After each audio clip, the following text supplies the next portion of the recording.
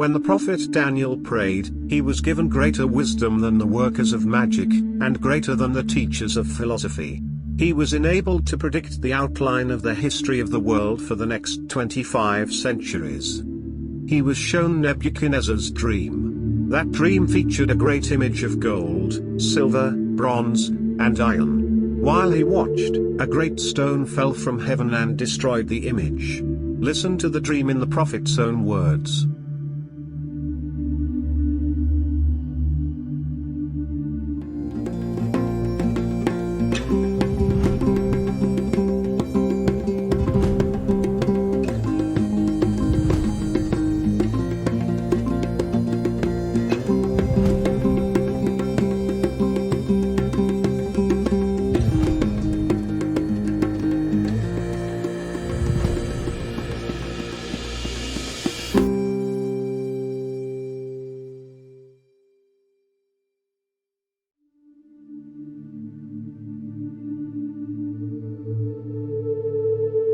Faith in God versus the world's wisdom. When your poorest relatives are very sick, do they go to a witch doctor for treatment?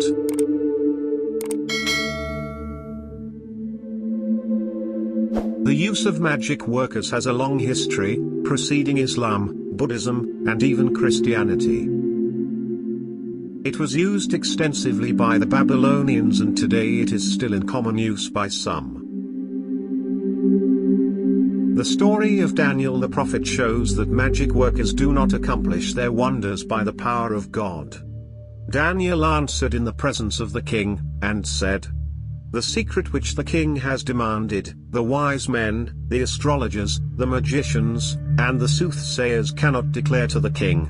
But there is a God in heaven who reveals secrets, and he has made known to King Nebuchadnezzar what will be in the latter days." Daniel 2:27-28.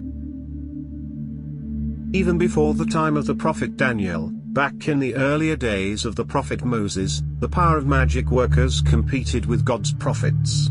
Men have always had to choose between trusting in the power of magic men or in the power of God's faithful spokesman.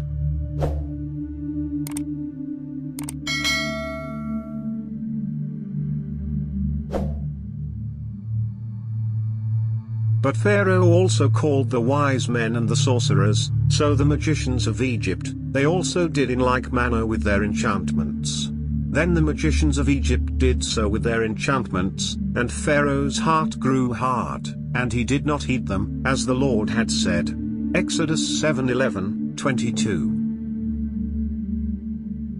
Today we have another class of wise men who also make light of true religion. They doubt in God's existence.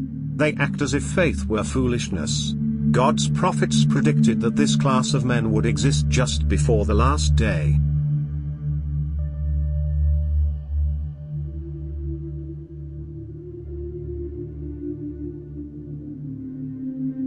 Knowing this first, that scoffers will come in the last days, walking according to their own lusts, and saying, "Where is the promise of his coming? For since the fathers fell asleep, all things continue as they were from the beginning of creation.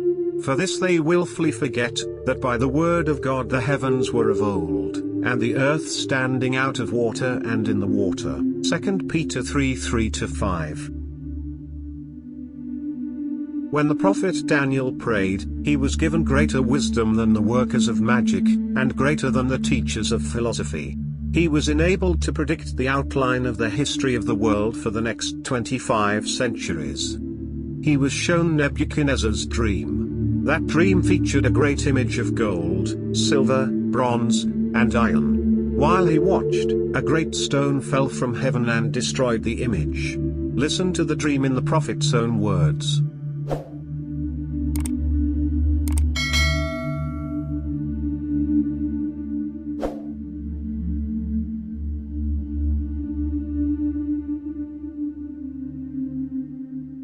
You, O king, were watching, and behold, a great image. This great image, whose splendor was excellent, stood before you, and its form was awesome. This image's head was of fine gold, its chest and arms of silver, its belly and thighs of bronze, its legs of iron, its feet partly of iron and partly of clay. You watched while a stone was cut out without hands, which struck the image on its feet of iron and clay, and broke them in pieces.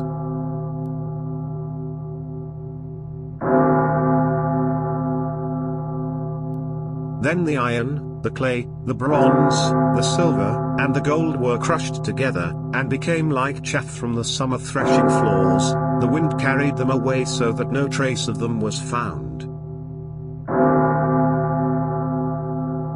And the stone that struck the image became a great mountain and filled the whole earth. Daniel 2:31-35.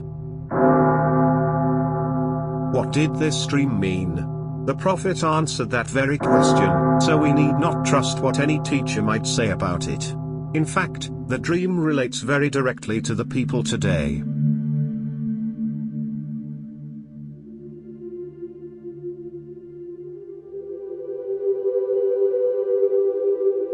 This is the dream. Now we will tell the interpretation of it before the king.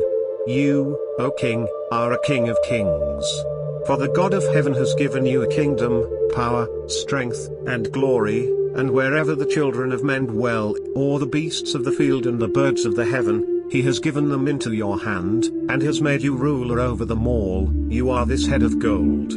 Daniel 2:36-38. So the Babylonian Empire at the height of its power, and in the land that is now Iraq, was the head of gold.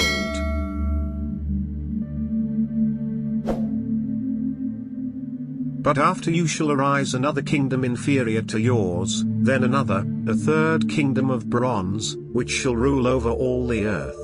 Daniel 2:39.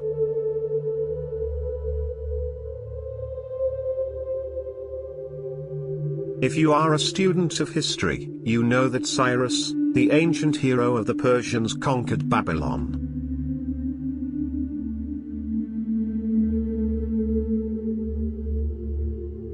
Persia was the chest of silver. And over 2 centuries later, Alexander the Great defeated the Persians decisively, giving way to the Greek Empire.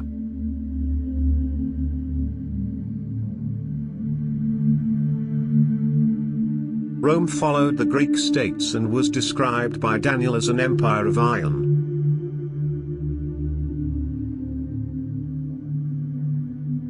And the fourth kingdom shall be as strong as iron, inasmuch as iron breaks in pieces and shatters everything, and like iron that crushes, that kingdom will break in pieces and crush all the others. Daniel 2:40.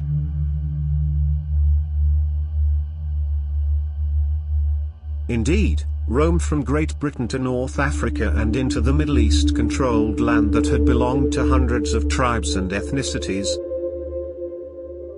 The Romans believed that their pagan god, Jupiter, had given them all the world as fast as they could take it.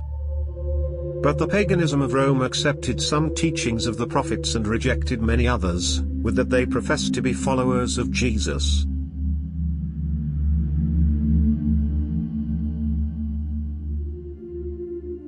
This happened as Rome was breaking up into little states that eventually became the powers of Europe.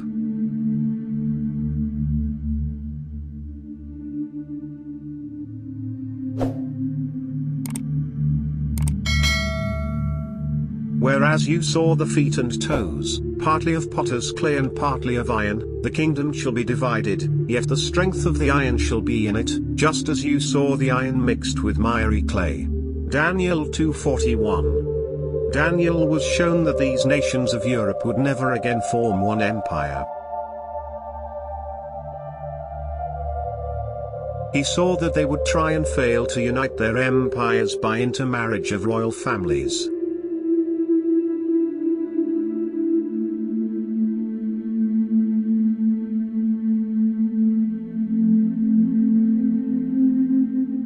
And as the toes of the feet were partly of iron and partly of clay, so the kingdom shall be partly strong and partly fragile.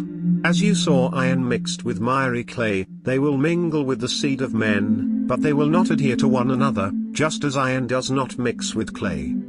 Daniel 2:42-43. Such an accurate prediction of the next 2,000 years could not have been given without the power of God. But what would follow the European states, the powers that exist in the world even today?